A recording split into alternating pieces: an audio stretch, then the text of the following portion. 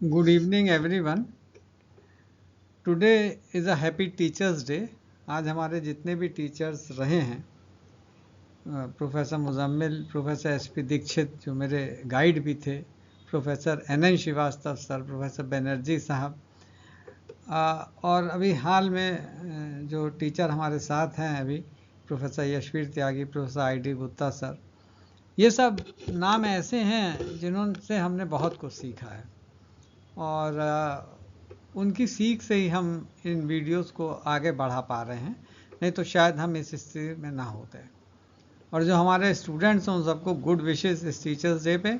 ये एक छोटा सा वीडियो है जो बहुत यूज़फुल वीडियो है और बहुत आपकी रोज़मर्रा ज़िंदगी में भी कहीं ना कहीं इसका असर रहेगा। इसको ज़रूर देखिएगा। मुश्किल से 5-7 मिनट का ये वीडियो है। यहाँ हेडिंग है meaning of odds and it's relationship with probability. जो हमारे एमए के अभी स्टूडेंट्स हैं जो लॉजिस्टिक मॉडल पढ़ने जा रहे हैं उनके लिए भी ये यूज़फुल है। एक बिगनर्स गाइड की तरह से इसको वो देख सकते हैं। जब हम ऑड्स की बात करते हैं तो पहले ऑड्स का मीनिंग समझ लें कि ऑड्स का मायने क्या है। यहाँ पे लिखा हुआ as we know odds is simply the ratio of probability of happening to non happening of event. Odds कोई और चीज़ नहीं है, ये रेशियो है प्रोबेबिलिटी ऑफ सक्सेस और प्रोबेबिलिटी ऑफ फेल्योर का।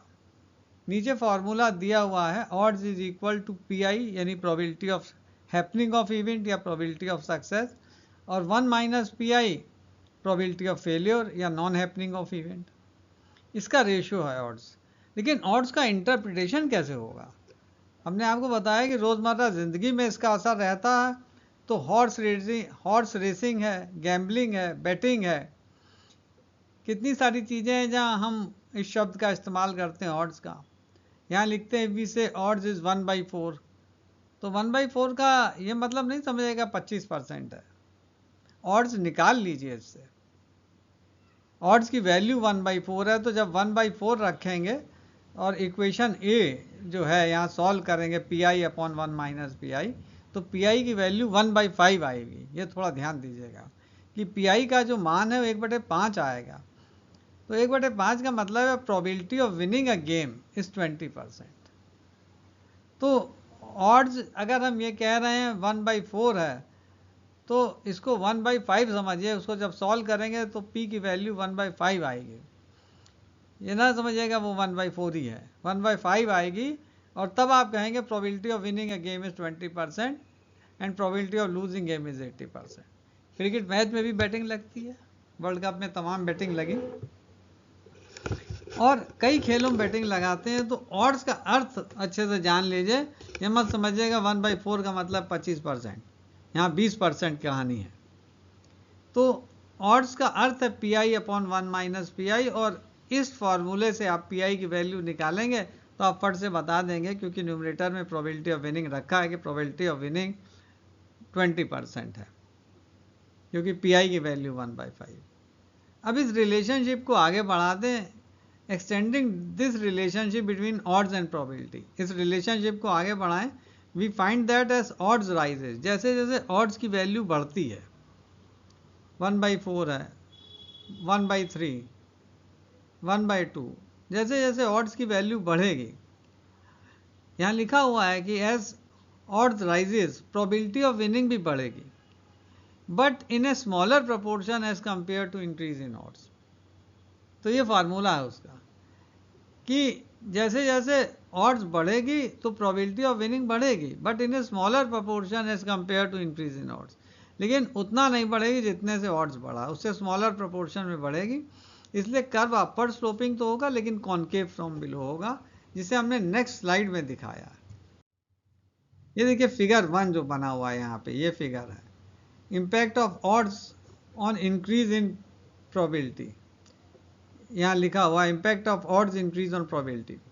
तो कर्व अपर स्लोपिंग है लेकिन स्लोप उसका कम होता जा रहा है, यानी ऑड्स के बढ़ने से प्रोबेबिलिटी बढ़ेगी लेकिन कम प्रपोर्शन में बढ़ेगी। ये फिगर 1 है।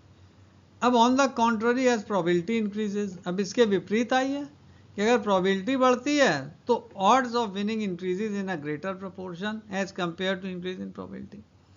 तो उसके रिवर्स सिचुएशन हो जाएगी, अगर प्रोबेबिलिटी बढ़ती है तो odds of winning increases in a greater proportion as compare to increase in probability. और वहाँ पे कर्व अपर स्लोपिंग है और कॉन्वेक्स फ्रॉम बिलो है। देखिए ये कॉन्वेक्सिटी है और आगे जाके बहुत तेज़ी से इसकी एक्सपोनेंशियल ग्रोथ है। तो जितनी हायर वैल्यू होगी प्रोबेबिलिटी की, उतनी फास्टर एक्सपोनेंशियल ग्रोथ होगी ऑड्स की। अब हम लोग अगले पॉइंट पे चलते हैं। Next we move on to the log of odds. क्योंकि लॉजिक रिग्रेशन मॉडल है तो लॉग वैल्यूज़ कहीं ना कहीं रोल प्ले करती हैं। तो यहाँ लिखा हुआ है कि लॉग वैल्यूज़ को निकालते हैं, since it plays crucial role in logistic regression model. चाहे लॉजिक कह लीजिए चाहे लॉजिस्टिक कह लीजिए, एक ही चीज़ है, लॉजिस्टिक रिग्रेशन मॉडल। और लॉग हम लोग ऑड्स का इसलिए लेते हैं, यानी log value P I upon 1 minus P आई इसलिए लेते हैं क्योंकि लॉग लेने से एक सिमिट्री बन जाती है अराउंड द वैल्यू 0। तो इसलिए हम लोग लॉग लेते हैं कि द डिस्ट्रीब्यूशन जो है ऑड्स का, जो वैल्यूज़ हैं वो सिमेट्रिकल हो जाती हैं। हमने नेक्स्ट स्लाइड में इसको दिखाया, ज़रा ध्यान से देखिएगा कि 0 के अराउंड वो वैल्यूज़ जो है सिमेट्रिकल। ये देखिएगा ये वैल्यू यहाँ पे प्रोबेबिलिटी की ये 0.5 है जब, तो लॉग ऑड 0 हो गया है।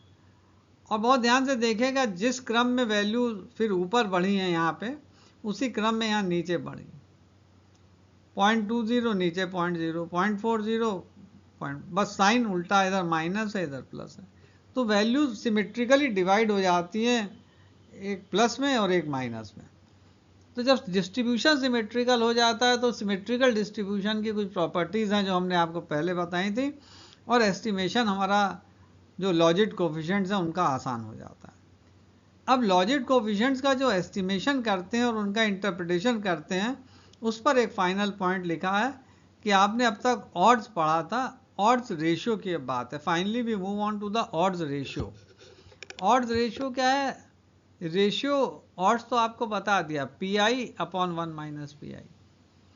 अब जब इंटरप्रिटेशन की बारी आती है तो आप मान लीजिए कि जो आपका इंडिपेंडेंट वेरिएबल है वो अभी एग्जिस्ट नहीं कर रहा, 0 है, तो केवल कांस्टेंट टर्म बचेगा, उसको हम बेस ऑड्स कहते हैं। तो यहाँ लिखा हुआ odd ratio is the ratio of odds for a unit increase in independent variable to base odds. तो हम बेस ऑड्स की वैल्यू निकाल लें। जब हम ये मान लें एक्स आई 0 है, उसके बाद एक्स आई 1 अगर हम रख दें, एक यूनिट से इंक्रीज करें एक्स आई को, तो हमारा ऑड्स क्या आएगा? तो जब हम एक यूनिट से इंक्रीज कर रहे हैं तो ऑड्स की वैल्यू हो जाएगी P1 अपॉन 1 माइनस P1। और जब बेस में हम x को 0 कर दे रहे हैं तो ऑड्स की वैल्यू हो जाएगी P0 अपॉन 1 माइनस P0। तो ये जो रेशियो है P1 अपॉन 1 माइनस P1, जब हम x को एक यूनिट से इंक्रीज कर रहे हैं और जब x को 0 हम रख दे रहे हैं तो कांस्टेंट टर्म रह जाता है, वो बेस ऑड्स कहलाता है और उसकी value P0 upon 1 minus P0। तो यहाँ लिखा हुआ है कि finally we move on to the odds ratio. It is the ratio of odds for a unit increase in independent variable to base odds when IV independent variable is set to 0। तो जब 0 रखेंगे तो base odds मिलेगा, जब एक unit से x को बढ़ाएंगे तो हमें यूनिट इंक्रीज इन ऑड्स मिलेगा। और ये रेशियो, ये देखिए वैल्यू ऑफ बेस ऑड्स क्या होगी, e टू पावर बीटा 0, क्योंकि लॉग वैल्यूज ली हुई हैं। जब दोनों तरफ e लेंगे तो वहाँ पे केवल ऑड्स बचेगा और राइट हैंड साइड पे e to the power beta 0 हो जाएगा। तो ये value of odds e to the power beta 0 है वैल्यू ऑफ बेस ऑड्स। अब value of odds for unit increase कितना हो जाएगा? अगर हम x को एक अमाउंट से इंक्रीज करें, एक यूनिट से, तो e to the power beta 0 into e to power beta 1, क्योंकि x को 1 मान लिया एक यूनिट से। अब इन दोनों का रेशियो ले लिए तो ये ऑड रेशियो कहलाएगा। ऑड रेशियो होता है ratio of unit increase in x, यानी जो भी ऑड जनरेट होंगे, odd value generated through unit increase in x upon base odds when all x is set to 0। तो e to the power beta 0 into e to power beta 1 upon e to power beta 0, ये cut जाएगा e to power beta 1। तो e to power beta 0 ज़्यादातर cases में उसकी value unity के काफ़ी करीब रहती है। तो e to the power beta 1 बताएगा multiplicative effect on base odds, कि बेस ऑड्स पे कितना उसका मल्टीप्लायर या मल्टीप्लिकेटिव इफेक्ट पड़ रहा है। यानी अगर आप e टू पावर जो बीटा 1 की वैल्यू उसमें से एक घटाएंगे और उसके बाद 100 से गुणा करेंगे तो वो परसेंटेज इंक्रीज बता देगा, और केवल e टू पावर बीटा 1 ले रहे हैं तो वो मल्टीप्लिकेटिव इफेक्ट बताएगा।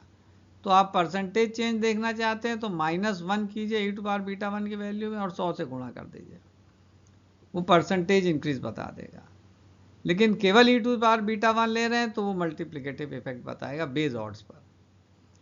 तो यानी 1 यूनिट से जब आपने x को इंक्रीज किया तो कितना परसेंटेज चेंज जो है आपके डिपेंडेंट वेरिएबल पर आया, और अगर बेस ऑड्स के साथ आप उसको ले रहे हैं तो कितना मल्टीप्लिकेटिव इफेक्ट है उसका, फिर -1 नहीं करना पड़ेगा, वो मल्टीप्लिकेटिव इफेक्ट आएगा। तो ये ऑड्स रेशियो है, इसका थोड़ा और जिक्र हम आगे जब लॉजिस्टिक रिग्रेशन मॉडल लाएंगे तब करेंगे। लेकिन यहाँ पे हमारा मेन था कि ये जो शब्द है, टर्मिनोलॉजी है, ऑड्स रेशियो क्या है, ऑड्स क्या है, प्रोबेबिलिटी क्या है, उससे आपको वाकिफ करा दें और उससे एक संबंध क्या रिलेशनशिप का वो बता दें। शायद कहीं ना कहीं रोज़मर्रा ज़िंदगी में आप ऑड्स पढ़ते हैं, हॉर्स रेडिंग में, बैटिंग में, क्रिकेट वर्ल्ड कप में इतनी बैटिंग होती है उसमें देखते हैं, तो आपको मायने आना चाहिए, उसका अर्थ समझना चाहिए, क्योंकि आप इकोनॉमिक्स के स्टूडेंट हैं, स्टैटिस्टिक्स और इकोनोमेट्रिक्स पढ़ते हैं। तो आज का लेक्चर इसी पर था, और अगर आपका ज्ञान कुछ बढ़ा हो तो हमें लाइक ज़रूर कीजिएगा इस पर, और अपनी हमारी तरफ से आपको बहुत बहुत शुभकामनाएं टीचर्स डे पे, और हमें आशा है आपको वीडियो पसंद आएगा, और एक फीडबैक छोटा सा ज़रूर दीजिएगा। Good luck and good wishes.